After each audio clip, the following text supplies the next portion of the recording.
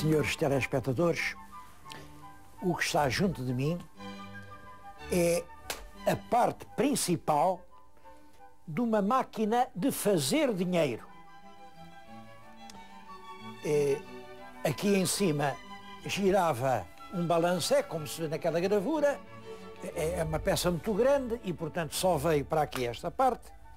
E aqui o balancé apertava um cunho contra um contracunho, apertava fortemente a folha de metal que lá se metia e transformava a folha em moedas.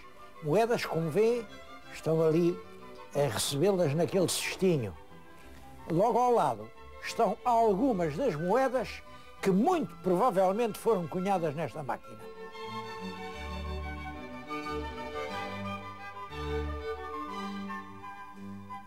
Venho fazer este programa ao Museu do Banco de Portugal. É um museu aqui na Avenida Almirante Reis e um museu onde muitos lisboetas nunca entraram. Apesar disso, a entrada é livre. Livre às terças e quintas. Porque às quartas e sextas é para os alunos das escolas. Portanto, o museu aberto não cobram nada e dá uma excelente lição da história da moeda portuguesa, da própria história de Portugal. É dessa história que lhes vou falar.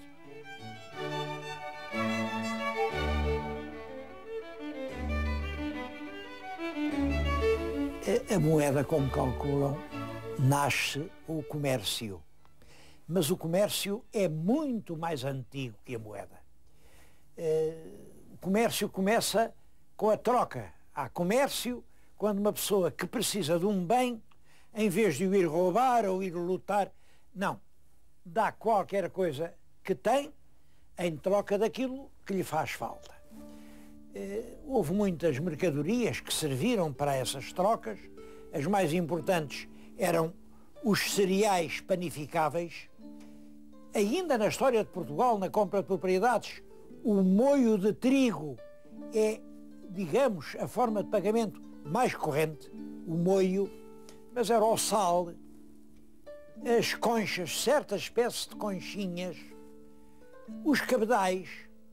Olha, no México era o grão do cacau. Aí, ainda hoje ao dinheiro se chama cacau, é possível que tenha a ver com isso. Era o gado. Hoje falamos em meios pecuniários, pecúnia vem de pecos, e pecos quer dizer gado.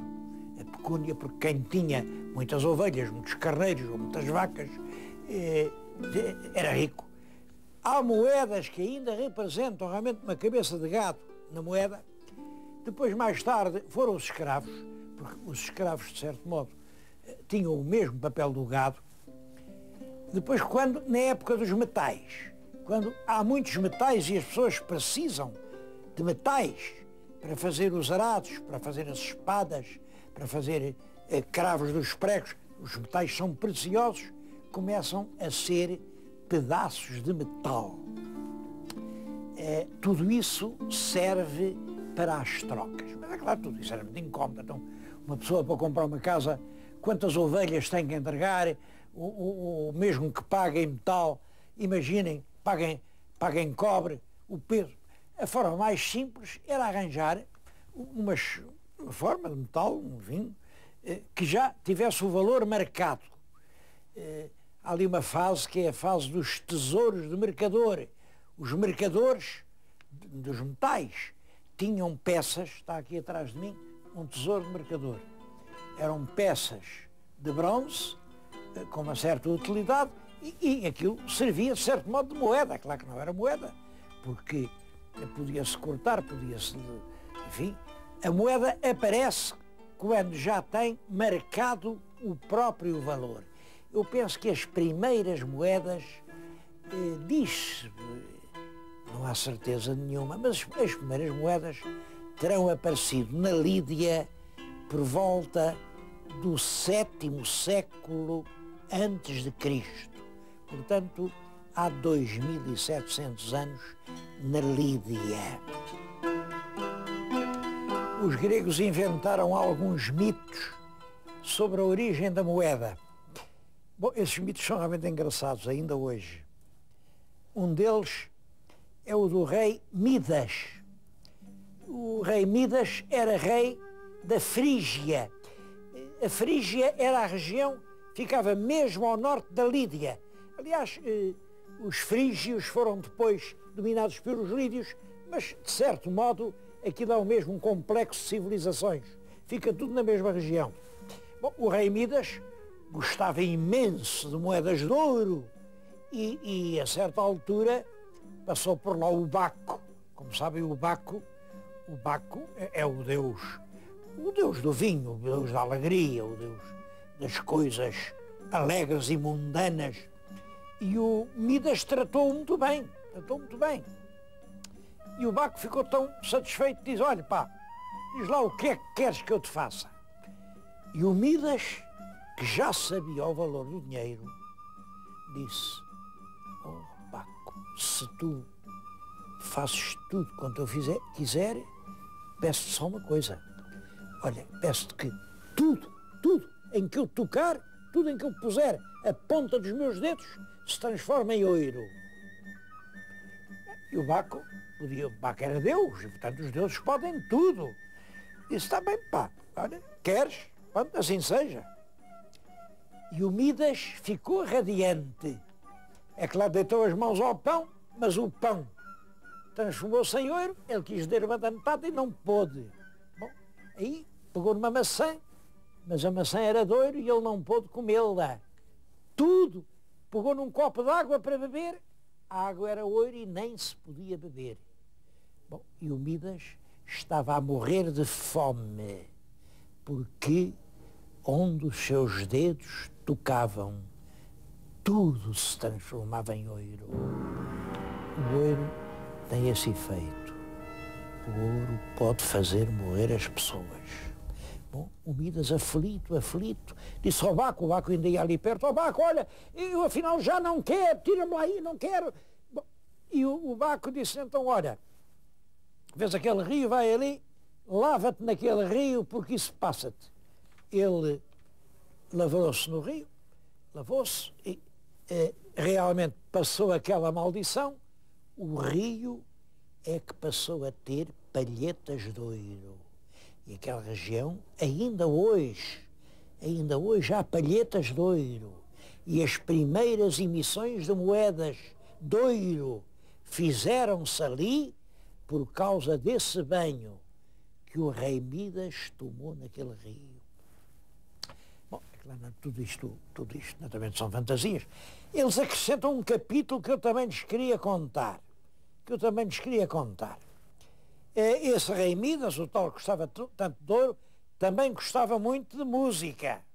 Bom, mas a música de que um homem desses gosta, vocês calculam, ele só gostava da música pimba. Bom, e a certa altura houve uma grande discussão lá no país dele. O que é que vale mais? É a flauta do Pan, a flauta tem música primária, popular, a música do barulho, a música pimba, ou é a lira do Apolo?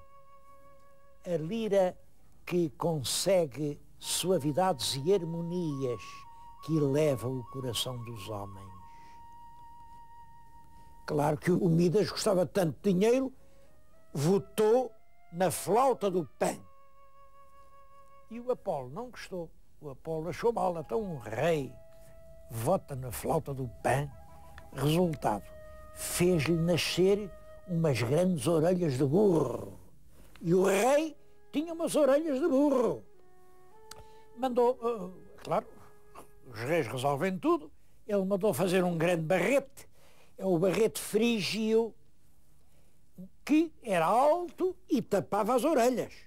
As pessoas olhavam e diziam, ei, que grande rei que ele é, que grande barrete que tem, aquilo é tudo cabeça.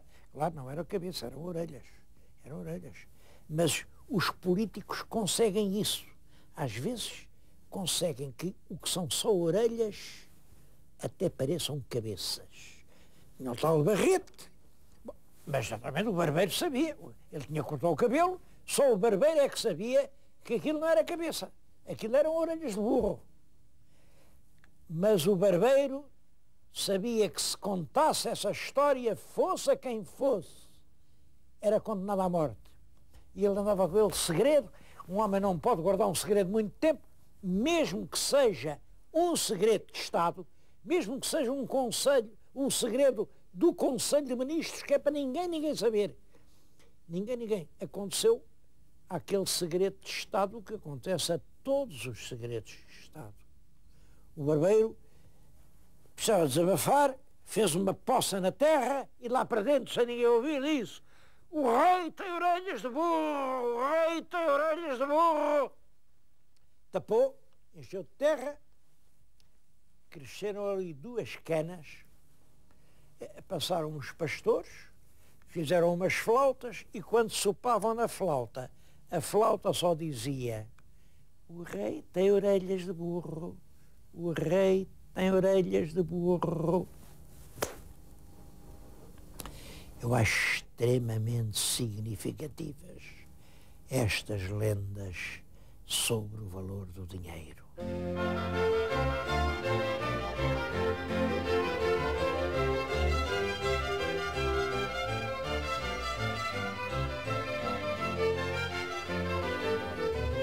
Vejam as voltas que o mundo dá.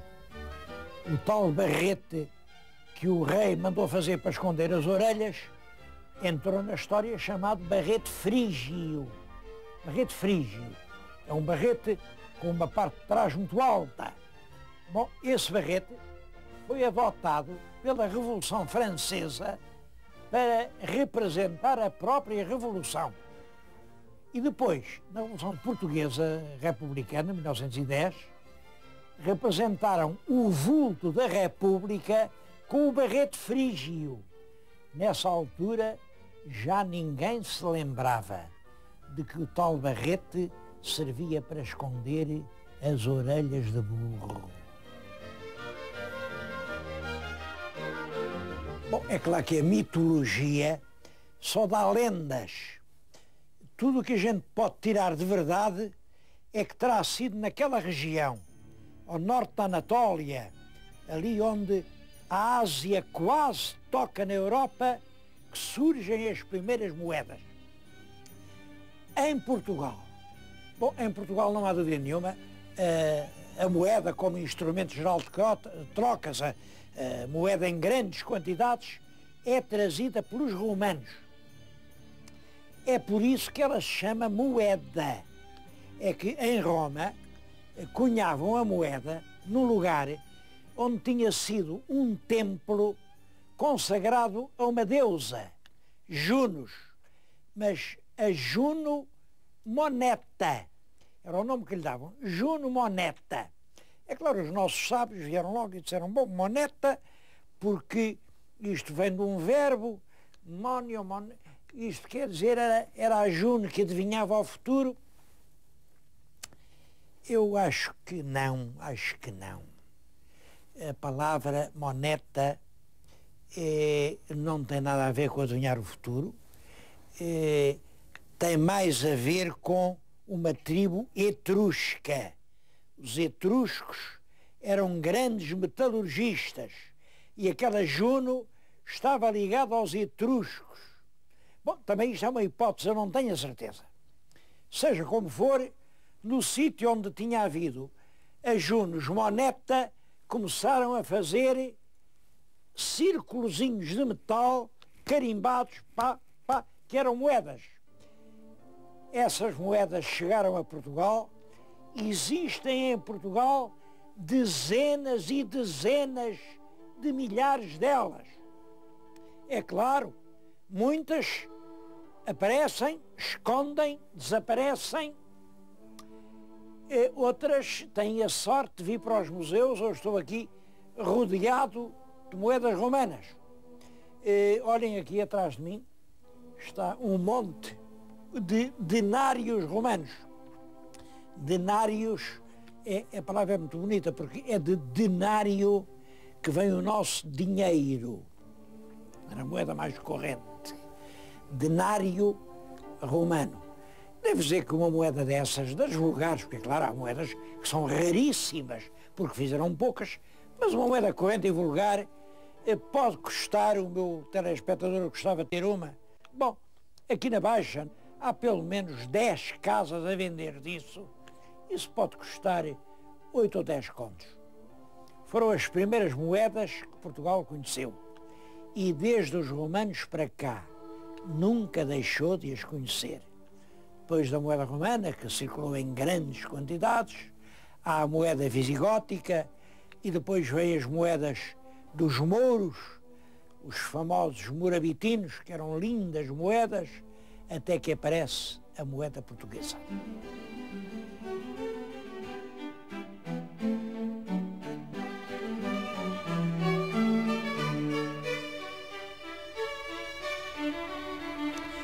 As moedas portuguesas começam naturalmente com a monarquia. Em todo caso, as moedas indiscutíveis, que têm lá o nome de Portugal e o nome do rei de Portugal, são as moedas do rei Dom Sancho, Sancho I. São belas moedas de ouro, representam o rei a cavalo. É claro, os nossos numismatas apresentam também umas moedas que dizem que são de Dom Afonso Henriques. Isso é um problema muito difícil. Eu acho que não está completamente clarificado. Em todo caso, como eu não sou especialista, não quero meter para aí prego nem estopa. Ficamos nisto. Os sábios dizem que aquelas moedinhas pretas são do Dom Afonso Henriques. Eram dinheiros de bulhão. Bulhão era uma mistura de prata já com metais vis que a fizeram assim preta. Depois disso, é claro, a moeda vem progredindo, são muito bonitas essas moedas do rei Dom Sancho. A grande época da moeda portuguesa é do ouro. Aqueles dobrões de Dom João V valiam 24 mil réis. São uma beleza. Bom, 1000 réis. E o real, plural réis, é a unidade de conta até a República. Na República, 1000 réis, 1000 réis que é um escudo, 1000 réis já pouco pagavam, o escudo já pouco era. Então a República substituiu os 1000 réis pelo escudo. Os escudos funcionam desde a República até o nosso tempo. Tem aquele episódio grotesco do Angola em Metrópole. Como sabem, é um homem, um aventureiro, que se mete a fazer dinheiro por conta própria. O dinheiro vinha lá das fábricas, cheirava e tresandava a tinta nova. O povo desconfiava que ia cheirar tanto. Então ele mandou-as lavar numa tina com sumo de limão. As notas perderam a cor e ficaram da cor dos camarões. O povo chamava aquelas notas os camarões. Bom, este episódio mostra até que ponto essa burla era primária e artesanal. O escudo chegou até hoje e pouco mais vai durar, porque no fim deste ano acaba o escudo e começa o euro.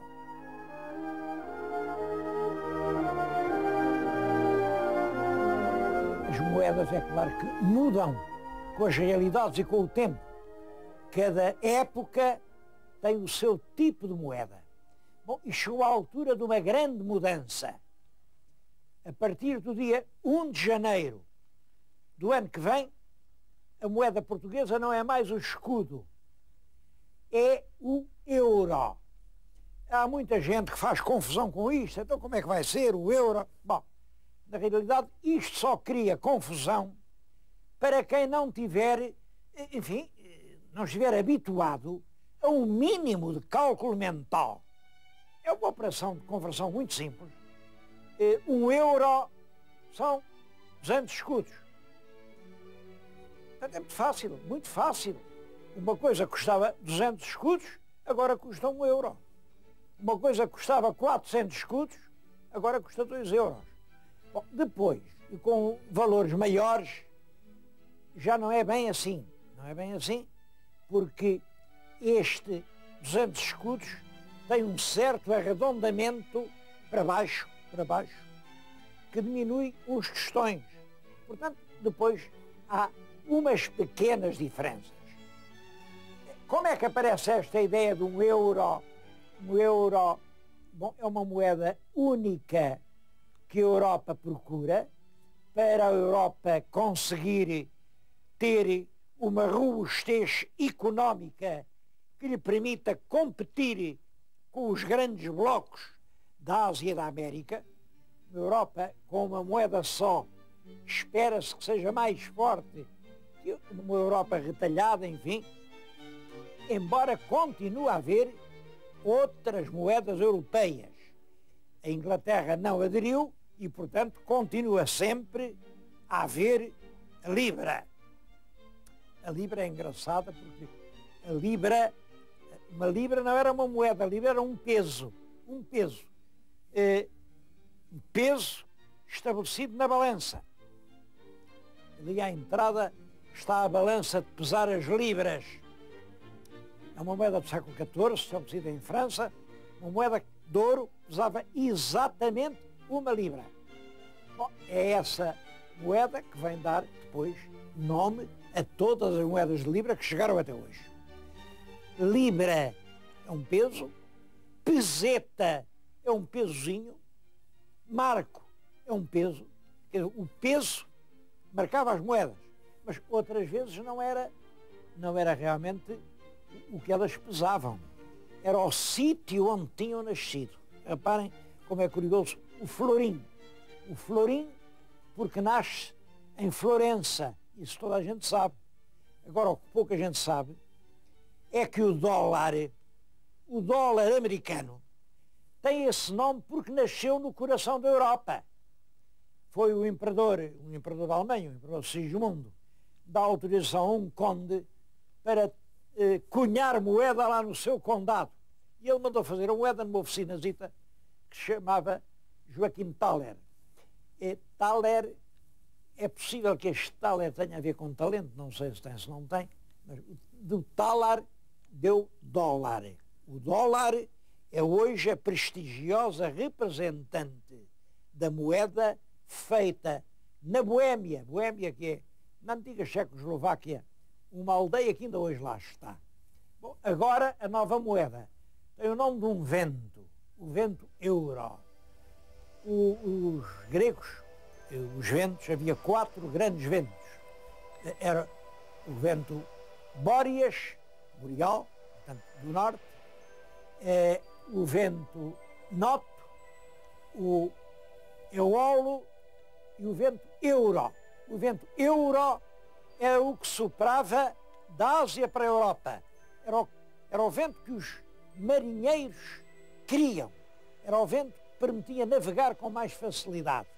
Os navios vinham lá das costas da Ásia Menor e navegavam trazidos pelo vento Euro. Bom, é esse nome, o nome, portanto, benéfico, o nome que facilita a navegação, que está dado à nova moeda. Vai ser a moeda portuguesa desde o princípio do ano que vem. Sei que anda aí muita gente assim atrapalhada. Ninguém tem razão para se atrapalhar. Primeiro, durante 2 meses, olhem, tanto corre o euro como corre o escudo.